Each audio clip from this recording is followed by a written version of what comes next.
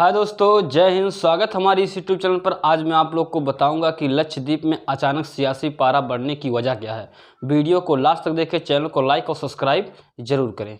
लक्षद्वीप, जिसका जिक्र सुर्खियों में कम ही होता है, आजकल उबल रहा है। आइए देखते हैं क्यों।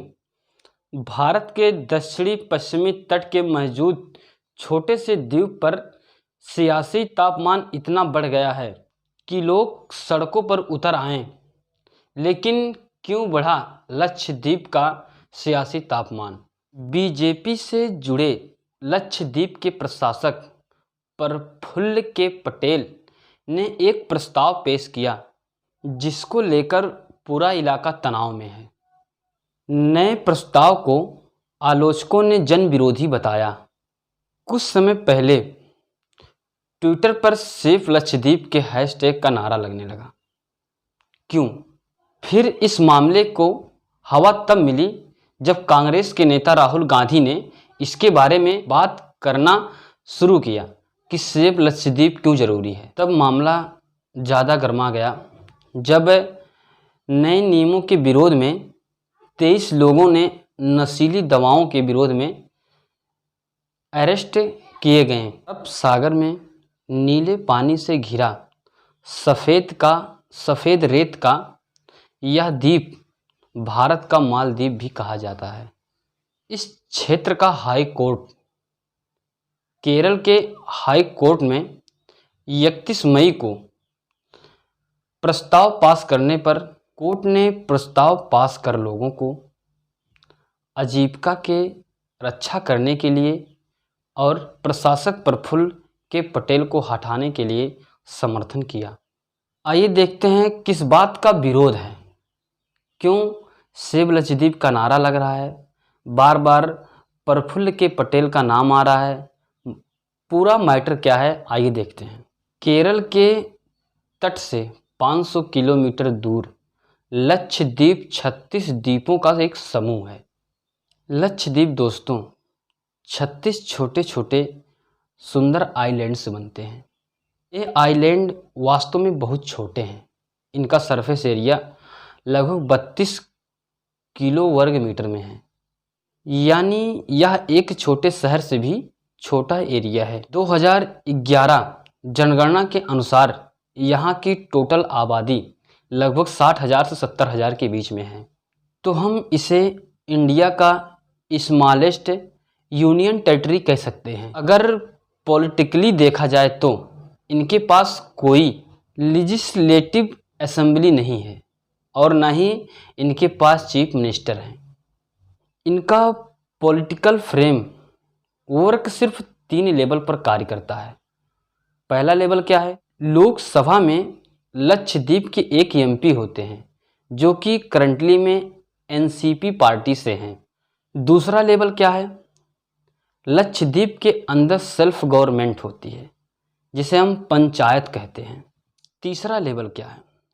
प्रेसिडेंट जो होते हैं वो लक्षद्वीप के अंदर एक एडमिनिस्ट्रेटिव को अपॉइंटमेंट करते हैं, जो लक्षद्वीप की सरकार को रिस्पॉन्सिबल करता है। साल 2020 तक लक्षद्वीप के एडमिनिस्ट्रेटिव दिनेश्वर शर्मा रहे, जो कि एक आईपीएस ऑफिसर हैं।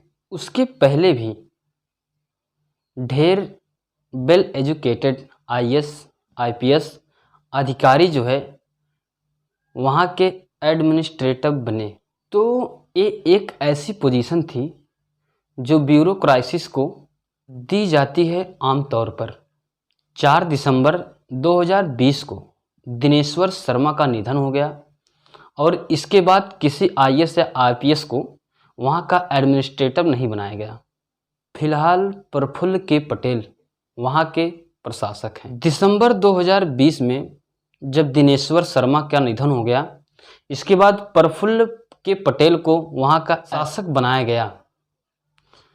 जो दिसंबर 2020 में प्रफुल्ल के पटेल ने एक मसौदा तैयार किया। मसौदा या प्रस्ताव सही ढंग से लागू हो जाता तो वहाँ के शहरी के नाम पर लोगों की संपत्ति को संपत्ति से हटाने का अधिकार मिल जाता, तो वह किसी भी इलाके को प्लानिंग एरिया घोषित कर सकते थे। लेकिन ऐसा नहीं हुआ क्योंकि बीच में विवाद बहुत ज़्यादा सियासी तापमान बढ़ गया। आइए देखते हैं कैसे शुरू हुआ तनाव, सियासी तापमान इतना क्यों बढ़ा।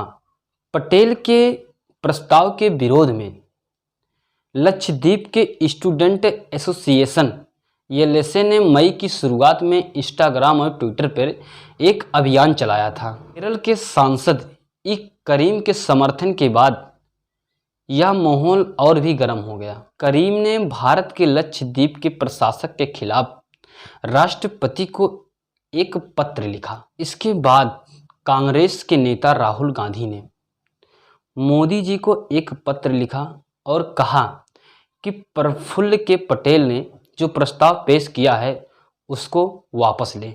कांग्रेस के नेता राहुल गांधी जी ने ट्विटर पर उन्होंने लिखा, लक्षद्वीप भारत के सागर का मोती है। सत्ता में बैठे कुछ जाहिल धर्मंध इसे बर्बाद कर रहे हैं। मैं लक्षद्वीप के लोगों के साथ हूँ। लक्षद्वीप अपनी सारी ज़रूरतें केरल पर निर्भर है।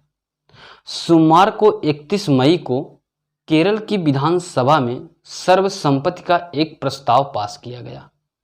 मुख्यमंत्री पिनराई विजयन द्वारा लाए गए इस प्रस्ताव में लक्षद्वीप के प्रशासक पद से प्रफुल्ल पटेल को हटाने की मांग की गई थी। आइए देखते हैं अब क्या स्थिति है वहां की।